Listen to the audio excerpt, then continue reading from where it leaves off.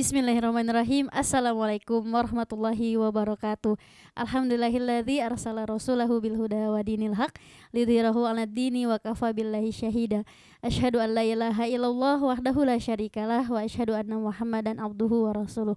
Alhamdulillah sahabat muslimah, kembali lagi bersama kami di Kajian Muslimah setiap sore hari live dari Instagram dan YouTube Ustadz Aam Amiruddin Official. Alhamdulillah sahabat, di tengah-tengah kita sudah ada nih narasumber kita yang baru yang mungkin sahabat belum pernah bertemu.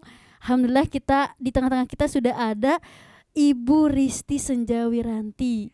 Assalamualaikum Ibu. Waalaikumsalam warahmatullah. Ini panggilannya apa nih Bu? Ibu atau Teteh atau apa nih? Biar mudah Teteh aja ya, Teh Gina boleh? Boleh. Sahabat muslimah kita panggilnya Teh Senja, Teh Risti aja, Masya Allah. Boleh nih Bu. Sahabat muslimah di rumah belum kenal nih sama Ibu. Ibu tuh memperkenalkan diri, Ibu dari mana, asalnya dari mana, kayaknya Sunda banget nih. Boleh diperkenalkan diri dulu Bu? Ya Teh Gina, bismillahirrahmanirrahim. Nyapa dulu sobat Kajian Muslimah ya.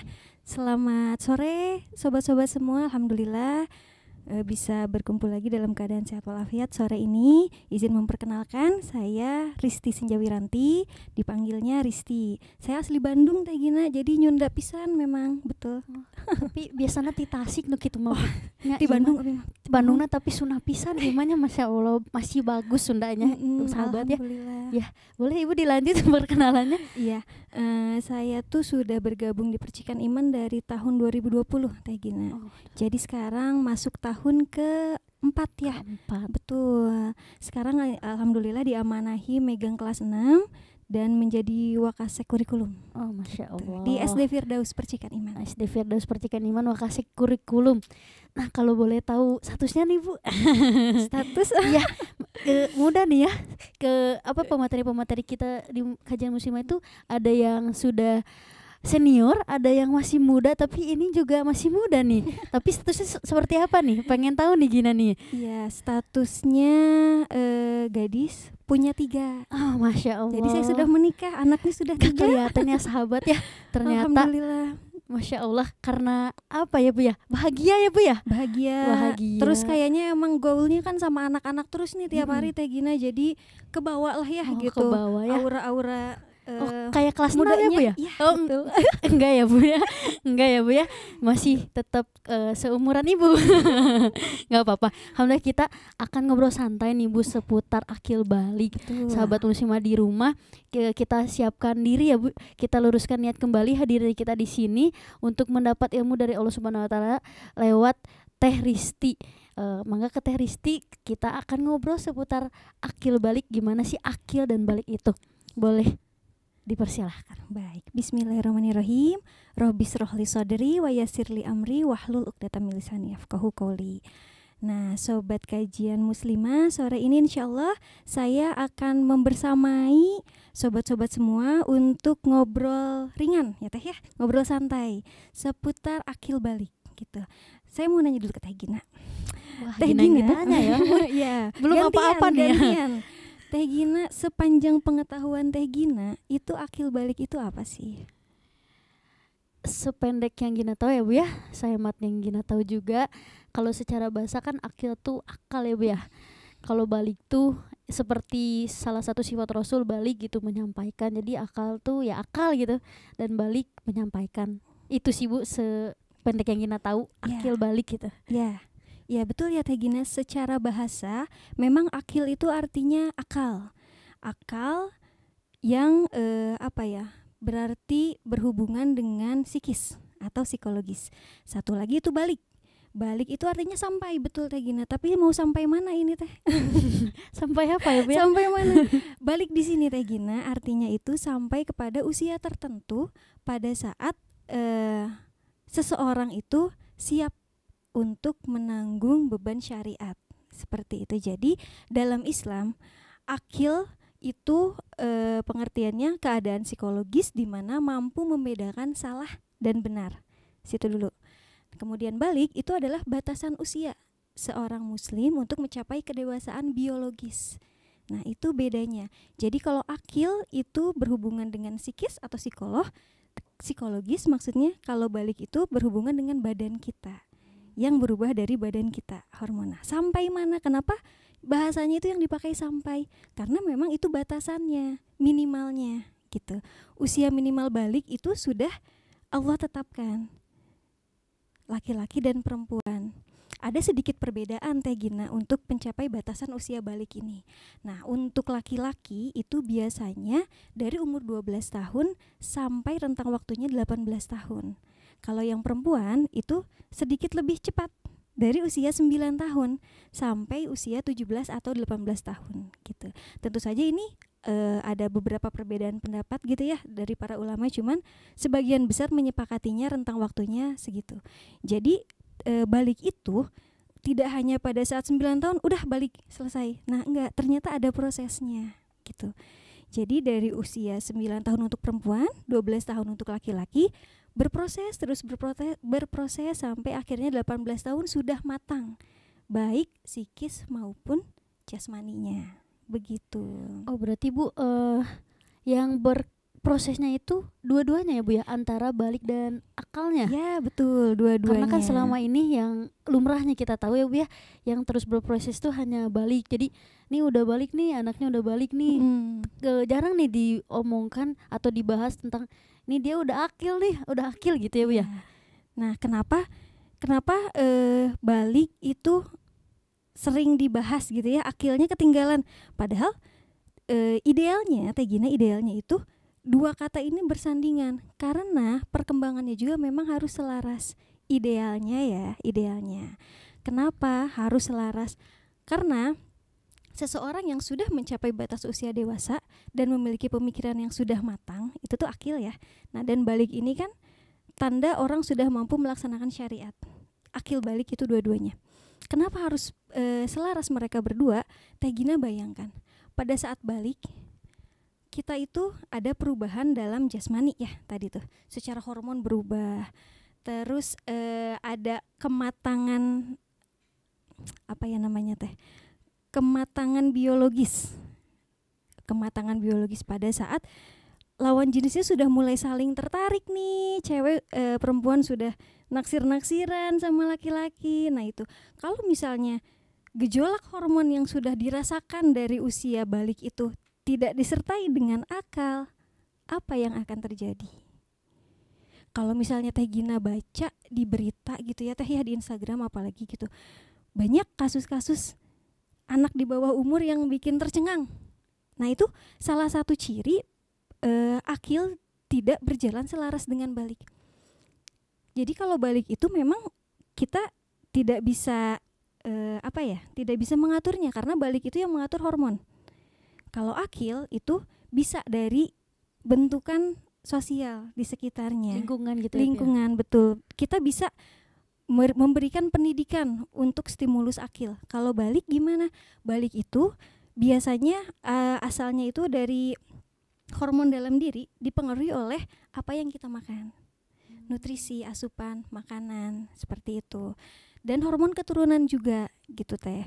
Jadi, nah zaman sekarang ini memang kita lihat akil belum selaras dengan balik. Kebanyakan anak-anak tuh balik dulu tapi akilnya belum gitu ya. Iya, betul. Nah, jadi Teh Gina waktu dulu pertama kali balik itu usia berapa? Atau kelas berapa lah?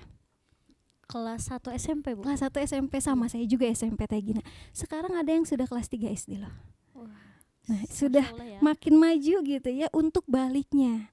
Tapi nah untuk akilnya ini Teh Gina, untuk akilnya ini malah jadi semakin mundur. Yang seharusnya beriringan atau at least nggak jauh lah ya, nggak jauh dari balik ke akil tuh. Sekarang tuh penelitian, beberapa penelitian pada saat saya baca, akil seseorang itu pada zaman sekarang itu baru mencapai usianya tuh di 20-21 tahun. Pada zaman sekarang. Zaman sekarang padahal sudah balik dari usia 12 misalnya. Nah, perjalanan dari usia 12 sampai 21 tahun itu bagaimana gitu ya? Kan akilnya belum matang. Nah, seperti itu. Tapi baliknya udah duluan ya Bu. Baliknya sudah duluan, hormon-hormonnya sudah berjalan, terus badai pubertasnya sudah dirasakan, seperti itu. Nah, kalau misalnya untuk balik itu memang dari makanan ya, dari nutrisi. Kita tidak bisa memungkiri kalau makanan-makanan sekarang tuh kan banyak yang pakai pengawet, terus apa namanya, banyak jajanan-jajanan gitulah. Nah itu tuh sebenarnya mempengaruhi juga Teh Gina kepada hormon kita. Makanya baliknya lebih cepat gitu untuk laki-laki dan perempuan, memang dari situ, dari hormon. Berarti umur yang tadi ya Bu ya, untuk umur 9-12 tahun tadi itu normalnya ya sebetulnya. Tapi kan tadi ada di kasus-kasus tertentu di usia 3 SD gitu ya. Itu sudah ada yang balik duluan tapi akalnya belum ya Bu ya. Sedangkan di rentang yang tadi untuk perempuan tuh 12 ya? 12. Untuk laki-laki 9. Terbalik. Ya, untuk laki-laki 9, untuk laki-laki 12, laki-laki 12, perempuan 9 itu berarti rentangnya prosesnya itu kan harusnya akal dan balik tuh beriringan. Tapi tadi kebanyakannya baliknya yang duluan. Balik duluan, betul. Hormon duluan yang bekerja. Berarti makin kesini dari zaman dulu sampai sekarang tuh yang duluan tuh baliknya ya Bu? Kalau zaman dulu, nah ini Teh Gina, kalau zaman dulu selaras. Oh selaras. Gitu, nggak jauh lah gitu. Kalau misalnya saya boleh ambil contoh, Teh Gina tahu cerita Muhammad Al-Fatih? Ya tahu. Nah Muhammad Al-Fatih bisa menaklukkan benteng Konstantinopel usia berapa? Belasan ya Bu ya? 19 gitu Bu ya? 21. Oh, Teh Gina. 21. Ya. Nah sekarang Teh Gina bayangkan di masa sekarang anak umur 21 lagi ngapain? Lagi mabar kali ya Teh? Lagi TikTok ya Bu. Lagi TikTok kan? Masya Allah. Iya. Nah itu salah satu pembeda. Maksudnya begini, pada saat akil dan balik berjalan selaras, seiringan, itu kita bisa menciptakan generasi yang emas gitu. Generasi-generasi seperti zaman dahulu, seperti Rasulullah. Nah itu Muhammad Al-Fatih bisa menaklukkan benteng Konstantinopel di usia 21 tahun. Itu baliknya sudah tercapai, akilnya apalagi, sehingga dia mempunyai kemampuan-kemampuan yang sedemikian Masya Allah gitu. Nah begitu.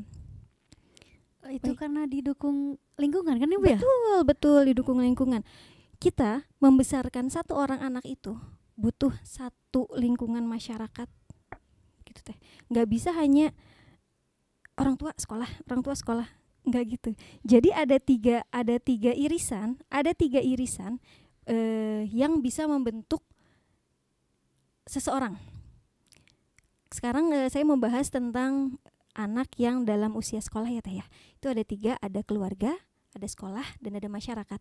Itu tidak bisa dipisahkan. Tidak bisa menitik beratkan kepada satu poin saja. Misalnya, saya mah sudah bayar sekolah, jadi di rumah ya udah gitu. Nah itu Teh nggak bisa Teh.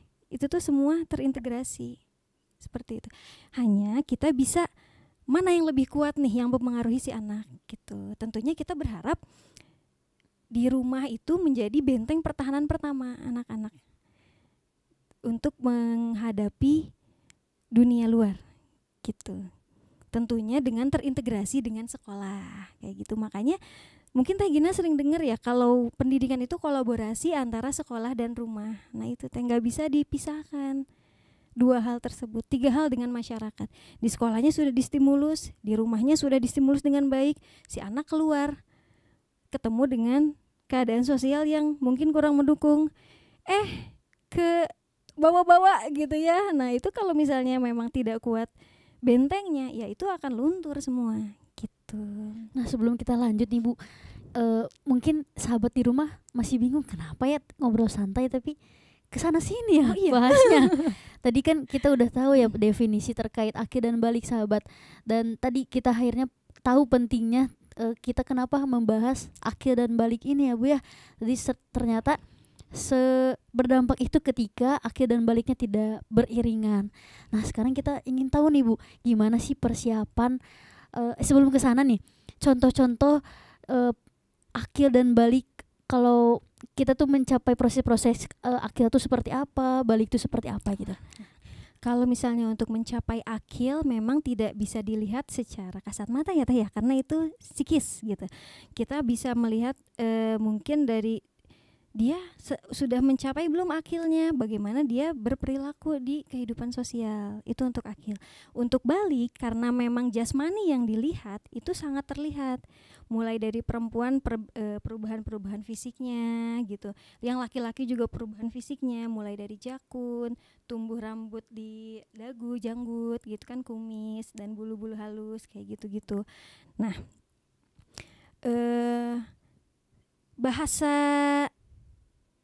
kerennya, bahasa terkenalnya balik itu adalah pubertas teh. Mungkin orang lebih familiar dengan pubertas gitu ya, dengan kata-kata pubertas itu. Nah itu sama. Jadi pubertas itu sama seperti balik, perubahan-perubahan yang terjadi pada fisik kita, seperti itu teh. Kalau tadi Bu, si balik itu kan sudah alamiahnya ya, kalau kita tuh karena hormon dan dipengaruhi oleh nutrisi. Apakah balik juga bisa dipengaruhi oleh akil gitu Bu? Boleh nggak? Bisa nggak Bu? Kayak misalnya nih, hormonnya lagi mood swing misalnya nih, kan itu kan perubahan-perubahan hormon ya Bu ya, karena hormon kita jadi mood swing, nggak karuan gitu perasaannya, kan itu bisa dipengaruhi nih oleh akal. Itu bisa nggak sih Bu? Sependek yang saya tahu ya Teh Gina, memang kebanyakan yang berperan untuk balik itu dari hormon gitu. Untuk yang akil itu dari lingkungan sekitar, seperti itu. Nah bisa jadi mungkin akil juga bisa mempengaruhi balik yang tadi, cuman tidak sebanyak hormon-hormon yang ada di tubuh kita. Mungkin ini ya Bu, seperti apa ya, dia tuh bisa jadi katalisnya, mungkinnya katalis tuh seperti mood boosternya, seperti boosternya. Misalnya nih, kita berpikir olahraga tuh sehat, berarti kita harus memakan makanan yang sehat, berarti kan berpengaruh ke baliknya, ke hormon tadi yang mempengaruhi balik. Mungkin seperti itu ya akal tuh, karena kan tadi berasalnya dari pikiran kita, dari akal kita mungkin ya Bu ya, seperti itu. Nah sekarang ada pertanyaan lagi nih Bu, kalau tadi kan harus beriringan nih Bu, gimana sih biar kita tuh menyelaraskan itu gitu ya, akil dan baliknya. Anak kita udah duluan nih baliknya, lah kita harus seperti apa gitu? Apakah kaget gitu, berpanik-panik, atau seperti apa nih, atau sebelum anak kita ada, atau gimana nih persiapannya? Ya, oke. Nah itu ada namanya, saya di sini menuliskan ada 4 ya Teh ya, ada 4 langkah bagaimana kita menghadapi remaja akil balik gitu. Yang pertama itu memang kita harus memperkuat tauhid akidah dari kecil. Nah itu bisa dibantu dengan membuat atau menciptakan lingkungan sosial yang mendukung gitu Teh. Jadi misalnya nih, orang tua sebagai orang tua gitu ya, ayah bunda sebagai orang tua di rumah selalu merelasikan apa yang disampaikan dengan Al-Quran.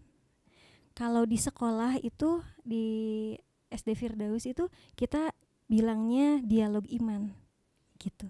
Jadi kalau misalnya ada apa-apa, misalnya nih, kelas 1 nih, kelas 2 berantem, terus kakak SD kan tahu gitu kalau berantem itu nggak baik, Allah nggak suka. Nah selalu merelasikan apa yang terjadi, apa yang kita sampaikan dengan Allah Sang Pencipta, dengan Al-Quran gitu, dengan hadis Nabi Muhammad gitu. Jadi memang dari kecil sudah diperkenalkan gitu.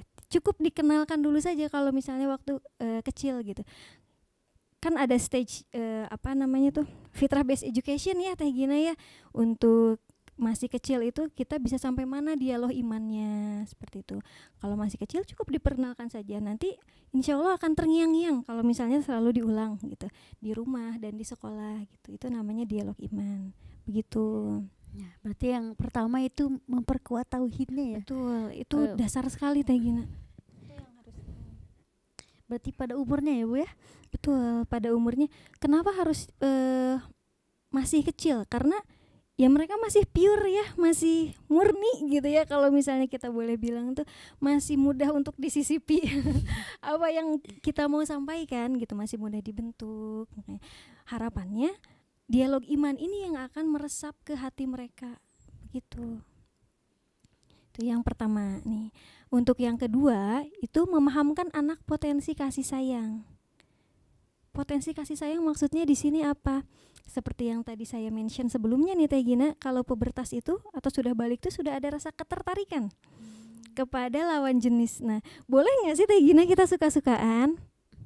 Boleh Bu, normal. Boleh, normal ya, betul, normal gitu. Kalau misalnya udah mulai bilang, ih aku tuh suka sama dia gitu. Kalau biasanya di usia 4, 5, 6 tuh udah mulai gitu. Di usia, di apa namanya? Kelas. Di kelas 4, 5 tuh sudah mulai kayak, ih aku mah sukanya sama ini gitu. Sukanya, kebetulan anak-anak memang terbuka gitu dengan guru-gurunya. Kalau di sana tuh jadi suka cerita gitu. Memang lucu gitu ya mendengarnya gitu Teh Gina. Lucu mendengar cerita anak-anak. Kita selalu memahamkan, boleh sekali untuk menyukai lawan jenis karena itu fitrah ya. Allah menciptakan perasaan itu memang untuk dirasakan gitu, dan itu memang dibutuhkan. Yang tidak boleh apa? Diumbar. Nah itu, diumbar, dibilang-bilang, ditunjukkan secara berlebihan. Nah kayak gitu. Kalau misalnya sudah level atas nih, sudah kelas 6 yang suka-sukanya udah mulai pakai hati gitu ya Teh Gina, saya selalu menyisipkan kisahnya Fatimah dan Ali yang menyukai secara diam gitu ya sampai mereka menikah. Nah itu adalah contoh nyata kalau misalnya boleh suka-suka itu boleh banget. Yang tidak boleh itu diumbar, diomongin ke yang lain, caper. Nah itu masih ada batasan-batasan. Makanya tadi ada kenali batasan. Batasan apa? Batasan pergaulan antara ikhwan dan akhwat, antara laki-laki dan perempuan. Kita sudah harus menyampaikan apa yang boleh dan tidak boleh untuk pergaulan ini. Sudah mulai dari SD itu tuh. Seperti itu. Yang tidak boleh bersentuhan. Nah, itu sudah dikenalkan gitu dari kecil. Terus tidak boleh berduaan. Itu sudah harus disampaikan, dan kalau di level atas tuh itu sudah harus diseriuskan gitu. Kayak ingat ya, wala taqrabu zina. Dan zina itu bukan cuman yang seperti kita tahu gitu, tapi dengan melihat lama sambil mengagumi juga kan itu sudah zina mata ya Teh Gina. Nah itu tuh disampaikan seperti itu. Itu batasan-batasan yang memang harus dikenalkan. Juga tentang aurat. Nah aurat ini juga sudah dikenalkan untuk pra-balik ini, sebelum mereka balik. Kenapa? Agar pada saat mereka balik udah nggak kaget. Sudah balik itu sudah harus tertutup, sudah wajib hukumnya. Karena sebelum balik kan belum wajib ya, masih belajar, masih ya oke lah boleh gitu. Tapi sudah balik itu sudah tidak ada toleransi. Itu mempersiapkan ke situnya, makanya harus dikenalkan sebelum-sebelumnya untuk batasan-batasan itu. Berarti perlu ya Bu latihan dan pengenalan itu. Seperti misalnya tadi menggunakan aurat nih untuk perempuan ya, untuk kerudung misalnya. Kita tuh harus mengenalkan dulu ya sebelum kayak kita memaksa kamu tuh harus marahin gitu ya Bu. Iya betul. Karena kan kebanyakan ya kita tuh ketika udah baliknya baru kita marahin, kasih tahu. Kan dianya belum tentu nerima ya Bu ya kalau anaknya gitu ya. Iya betul.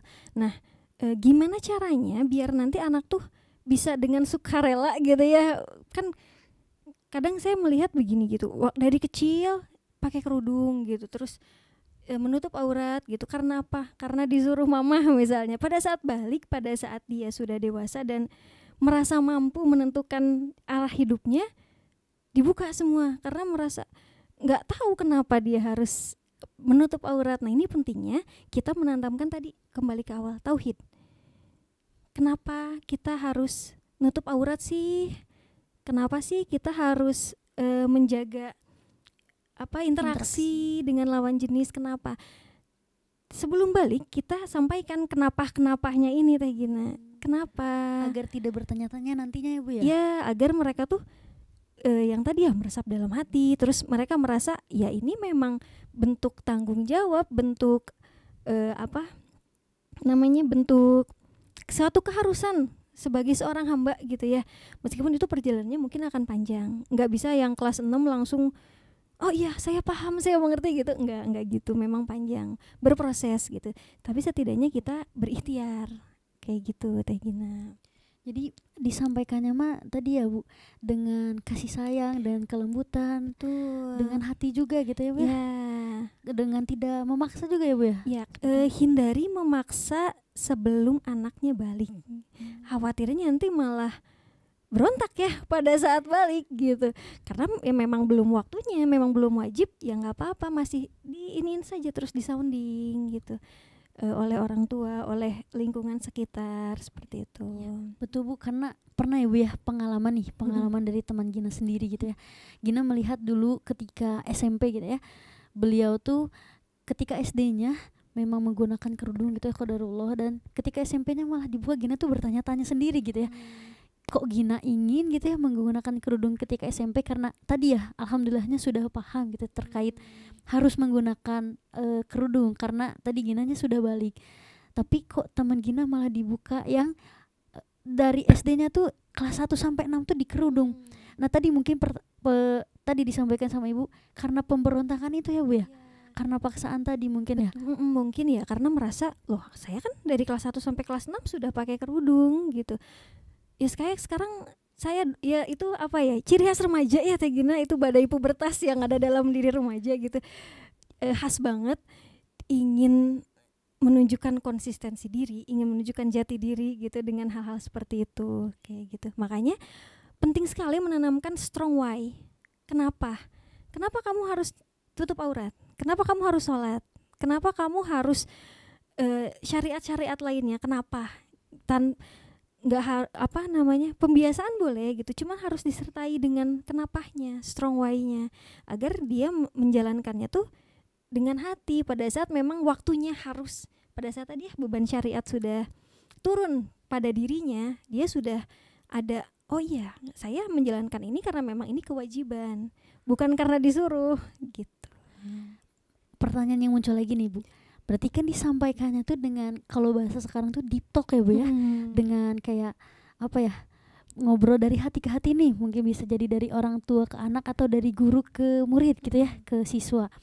Nah itu mungkin ada orang tua yang bertanya, apakah si anak tersebut mengerti gitu ya ketika diajak ngobrol seperti itu, apa sih mama gitu kan, ada yang seperti itu ya, apa sih mama ceramah mulu misalnya teh. Nah itu gimana Ibu cara kitanya tuh biar menyampaikan ke setiap anaknya tuh ngerti gitu dianya, gimana nih Bu? Nah saya percaya ya setiap bunda-bunda, ayah-ayah di rumah itu pasti sudah sangat mengenali karakter anaknya masing-masing gitu. Akan berbeda caranya Teh Gina, cuman satu yang pasti, jangan bosan untuk mengingatkan terus-menerus. Bagaimanapun respon anak gitu, ya memang butuh proses untuk hal seperti itu, butuh kesabaran gitu. Memang harus dipupuk, dirawat gitu untuk dialog iman ini ya, deep talk ini tuh. Kenapa susah? Ya karena pahalanya surga gitu ya Teh ya. Kenapa susah gitu ya, kalau gampang mah hadiahnya payung. Betul. Nanti gitu. Atau piring ya Bu, atau piring cantik gitu ya. Nah itu kalau misalnya ini akan ngerti gak sih si anak itu, ya kita manusia hanya bisa mencoba, hanya bisa ikhtiar. Satu yang jangan sampai lewat dari proses ini, dari ikhtiar ini apa? Mendoakan sang anak setiap hari dalam sujud kita, dalam sholat kita, tengah-tengah malam gitu, kita selalu mendoakan anak-anak kita gitu. Karena ya itulah satu-satunya perlindungan yang paling yang paling kuat gitu ya Teh Gina ya, itu gitu. Sekuat apapun kita mencoba, tetap yang memegang kendali, memegang hati manusia itu ya sang penciptanya, ya Allah. Itu. Ada pertanyaan lagi tadi dari boleh. Contoh Ibu nih, Gina juga langsung terpikir nih. Gina langsung membayangkan kalau Gina menjadi anak kelas 6 SD lagi. Tadi kan Ibu menyampaikannya nih, dikisahkan Fatimah dan Ali. Kalau misalnya nih si anak tersebut tahunya tentang kisah Khadijah dan Muhammad yang menyatakan diri, kan tadi dalam diam, ya udah saya mau menyatakan diri seperti Khadijah, padahal masih kelas 6 nih Bu. Nah itu gimana nih Bu? Ada loh Teh Gina, itu ada Masya Allah. Dan nyampein itu Bu kayak gitu. Iya maksudnya kisahnya gitu. Iya pada saat saya sampaikan cinta dalam diamnya Fatimah dan Ali, ada yang nyeletuk, tapi Bu Siti Khadijah nyatain duluan katanya gitu. Saya bilang ya memang yang tidak boleh kan diumbar ya, bukan dinyatakannya, tapi lihat Khadijah pada saat sudah menyatakan beliau apa, kan langsung resmi gitu ya. Kan kalau yang anak sekarang diumbar tapinya apa gitu, ujungnya apa. Nah itu gitu, intinya sih ke situ. Betul loh Teh Gina, anak-anak zaman sekarang tuh sangat kritis. kalau misalnya kita menyampaikan pasti akan selalu ada tapi bu. Nah itu yang memang harus kita antisipasi gitu. Dan kalau misalnya anak-anak bertanya itu ya jangan malu pada saat kita misalnya ada kekeliruan, ada apa gitu. Kadang suka ya kamu teh dengerin atuh, nurut atuh gitu, udah gak usah banyak nanya, pusing gitu kan. Nah itu tuh saya paling menghindari hal itu gitu, karena itu adalah hal yang membuat anak itu jadi nggak mau lagi nanya sama saya gitu ya. Kalau misalnya ada yang memang pertanyaan mentok nih, Bu Risi minta waktu sebentar ya, Teh ya, Bu Risi mau nyari dulu informasinya biar nggak misinformasi gitu. Boleh Teh juga nyari informasi di rumah, nanya ke siapa, nanti kita diskusi bareng lagi gitu. Jadi terbuka aja Bu ya, terbuka aja, betul, diskusi, mengedepankan diskusi gitu Teh. Berarti itu ya Bunda, jadi ayah bunda nih saya bunda sahabat muslimah di rumah, pentingnya juga kita terus mencari ilmu ya, dari agar ketika kita mendapat pertanyaan-pertanyaan ajaib dari anak-anak kita, masya Allah gitu ya, kita bisa menjawabnya, bukan ingin menang-menangan ya Bu ya, tapi memberikan pengertian ya Bu ya, agar anak-anak kita juga mengerti gitu kenapa kita menyuruh ini, melarang ini gitu ya Bu ya, seperti itu. Kita lanjut ke persiapan yang lainnya Bu. Betul nih. Yang ketiga ya Teh ya, ini jadi melebar kemana-mana, nggak apa-apa ya Teh ya, kan ngobrol santai. Iya, selama masih relate ya. Yang ketiga itu mengenalkan anak dengan perubahan fisik yang akan terjadi. Nah ini penting banget ya Gina, karena beberapa anak tuh kan kayak, ih kok badan saya jadi, biasanya cewek sih yang kayak gini ya, kalau cowok mah masih bodo amatan gitu. Biasanya cewek, kok aku pinggulnya membesar ya gitu, kok aku ada yang tumbuh lagi di bagian yang lain, dadanya gimana gitu. Ini tuh kadang membuat perempuan tuh insecure loh Teh Gina. Saya tuh kalau ngobrol sama anak-anak saya gitu ya, pada saat saya nanya gimana rasanya perubahan ini gitu, nggak suka Bu, aku jadi gini jadi kayak gimana gitu. Ya itulah manusia tuh kan bertumbuh dan berkembang, ini adalah proses gitu ya, ini tuh proses baliknya ya ini gitu. Perubahan fisik itu semuanya akan mengalami. Nah ini tuh harus didampingi oleh orang tua gitu, karena proses balik itu sendiri kan bukan hanya fisik nanti yang berubah, tapi juga ada hormonal lainnya. Tadi itu balik itu titik pusatnya, cirinya atau yang paling sering kita tahu itu perempuan itu haid, laki-laki itu mimpi basah. Nah ini yang harus didampingi gitu oleh orang tua kepada anak-anak. Jangan sampai anak-anak itu mendapatkan informasi yang tidak seharusnya gitu, tidak seharusnya dapat. Karena pada saat mereka balik, perempuan yang haid, laki-laki yang sudah mimpi basah, itu tanda organ reproduksi mereka aktif. Dan itu tandanya mereka sudah siap reproduksi. Itu harus disampaikan, meskipun pada saat disampaikan anak-anak pasti apa sih gitu ya. Itu masuk materi kelas 6 sebenarnya Teh Gina. Tapi memang harus disampaikan dengan bahasa-bahasa yang betul namanya gitu. Mungkin beberapa masih malu-malu untuk membahas, beberapa masih menyangka tabu gitu. Tapi ya memang harus dijelaskan ini Teh gitu, biar anak-anak mendapatkan penjelasan ilmiah, anak-anak paham, karena ini tuh sudah ada loh di Al-Quran untuk penciptaan manusia gitu, dan namanya juga memang itu air mani, sperma. Nah itu tuh nggak apa-apa banget disampaikan ke anak-anak tuh gitu. Pengen tahu juga nih Bu, cara menyampaikan ke anaknya gitu ya, misalnya ketika menyampaikan ada kan ya orang tua atau guru yang menyampaikannya itu dengan bercanda, atau jadi anaknya itu saling canda satu sama lain, apalagi perempuan ke laki-laki, kan itu kurang baik gitu ya terlihatnya gitu. Gimana nih Bu cara yang baik agar menyampaikan hal tersebut kan ibu pasti menyampaikannya gak hanya ke anak perempuan ya Bu ya, ke anak laki-laki pun, dan mungkin ketika disatukan di dalam satu kelas tersebut, gimana Ibu caranya?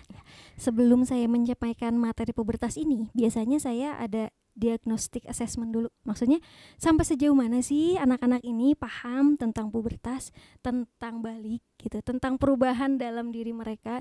Jangan sampai nanti pada saat saya menyampaikan saya juga kejauhan gitu ya. Nah itu, jadi saya ngelihat dulu, oh anak-anak rata-rata sudah sampai sini, maka saya sampaikan awalnya saya akan kasih lihat dulu ayat Al-Quran tadi Teh, yang penciptaan manusia gitu ya. coba dibuka dulu Al-Qur'annya, kita kaji bareng-bareng. Ini loh, Al-Qur'an ini diturunkan itu 14 abad yang lalu. Belum ada dokter, belum ada USG, belum ada materi-materi kedokteran seperti sekarang.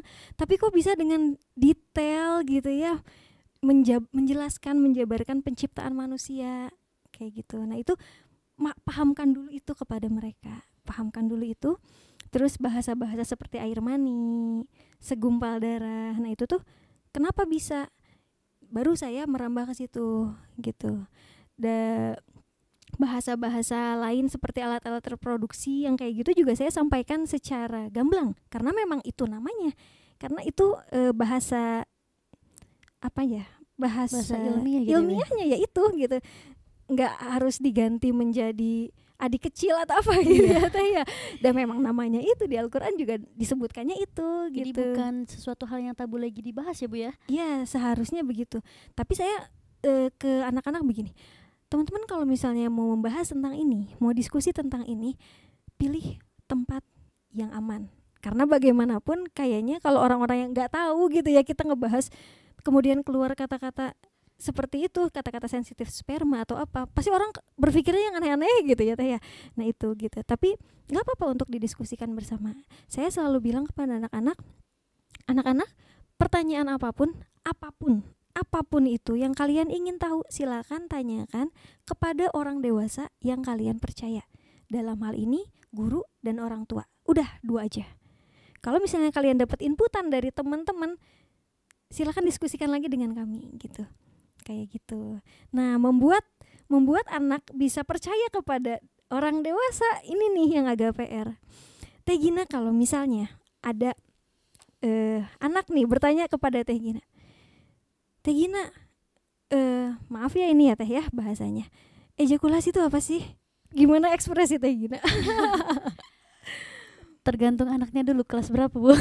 Anak SD ini yang nanya. Ada yang nanya seperti itu Bu? Ada.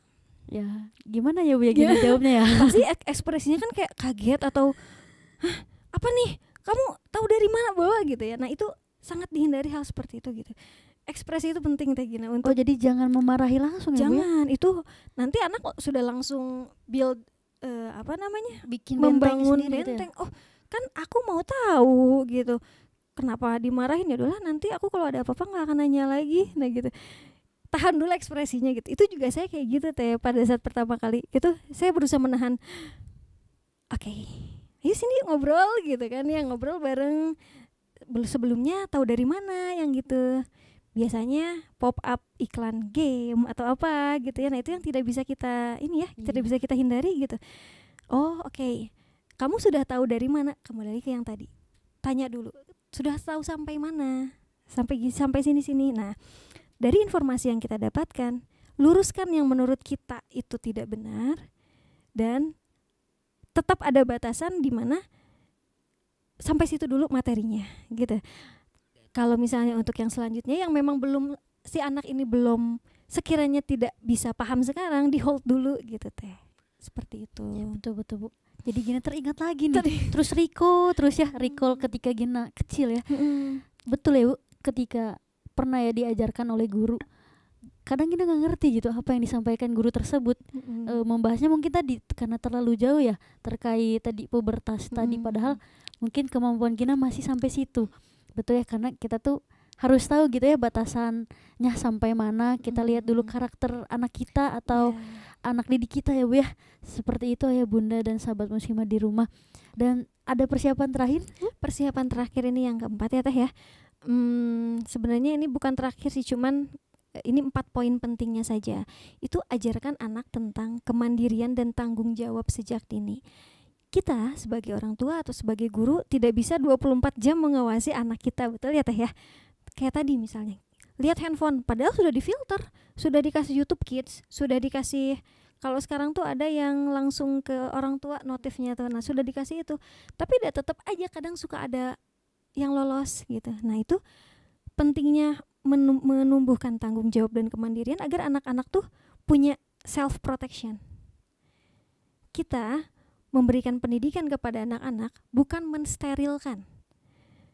Bukan enggak, kamu kayak gini enggak boleh, sangat tidak boleh terpapar. tapi apa? Bangun imunitas. Beda ya Teh ya. Steril dengan imunitas beda ya Teh ya. Nah, kita membangun imunitas pada saat anak melihat atau ada tahu tentang hal itu, dia sudah bisa memprotek dirinya. Oh, ini nggak benar, ini tidak boleh dilanjut, kayak gitu. Kalau sterilitas, anak baru pertama kali melihat, penasaran, wah apa nih, gitu, mencari tahu bahayanya kalau misalnya dia tidak punya orang dewasa yang bisa diajak diskusi. Nah itu, seperti itu.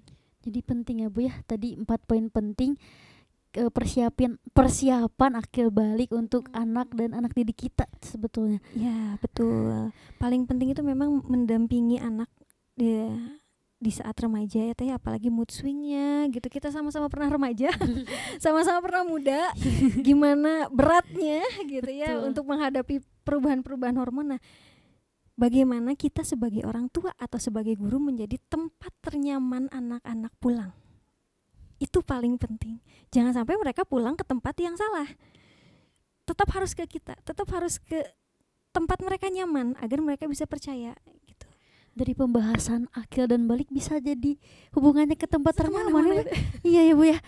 Nah, boleh closing statement nih Bu untuk para ayah bunda dan sahabat muslimah di rumah terkait kenapa sih kita ngebahas tadi ngobrol santai seputar akil balik, dan akhirnya tuh iya ya penting banget ya peran orang tua di situ. Gimana sih Bu closing statement bagi kita nih, penguatan bagi kita? Iya.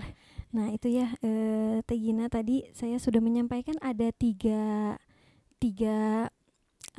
irisan untuk mendidik seorang anak gitu ya. Ada 3, ada keluarga, ada sekolah, dan ada masyarakat. Itu yang pertama, irisan paling kuat atau paling lama kita menghabiskan waktu itu apa Teh? Keluarga ya. Dari awal, dari lahir kita bersama keluarga gitu kan. Kenapa jadi penting? Ya karena memang itu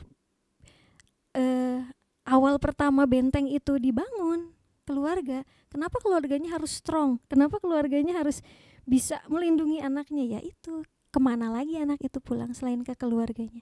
Jadilah ya tadi itu ya, mungkin closing statement ya Teh ya, jadi tempat ternyaman anak untuk pulang. Jangan sampai anak salah tempat berlindung. Meskipun pasti akan ada bulak beloknya mah Teh gitu. Akan ada, anak-anak tuh nggak selalu lurus gitu ya, namanya manusia tempatnya salah. Tapi tetap harus ada pengikat antara anak dan keluarga gitu. Jadikan keluarga sebagai tameng utama. Jadikan keluarga sebagai perlindungan utama anak-anak. Insya Allah, dan jangan lupa tadi tetap selalu berdoa meminta perlindungan kepada Allah Subhanahu wa taala. Begitu Teh. Masya Allah, keren banget ya ngobrol santai kita di sore hari ini, sahabat muslimah. Alhamdulillah, terima kasih sebelumnya kepada dari harusnya Teteh ya dipanggil, tapi kadang ibu, kadang Teteh, campur ini, nggak apa-apa ya Teh. Nggak apa-apa. Masya Allah, alhamdulillah, terima kasih Teh Risti atas kesempatan dan ilmunya untuk menyampaikan kepada kita terkait ngobrol seputar akil balik yang berujung tadi ya. Kalau keluarga tuh tempat ternyaman, jadikan keluarga tempat ternyaman dan tempat pulang yang nyaman untuk anak-anak kita nanti gitu ya. Itu sahabat muslimah di rumah dan ayah bunda, terima kasih sudah menonton dimanapun berada ya, yang sudah menonton baik live lewat live atau live IG atau live YouTube.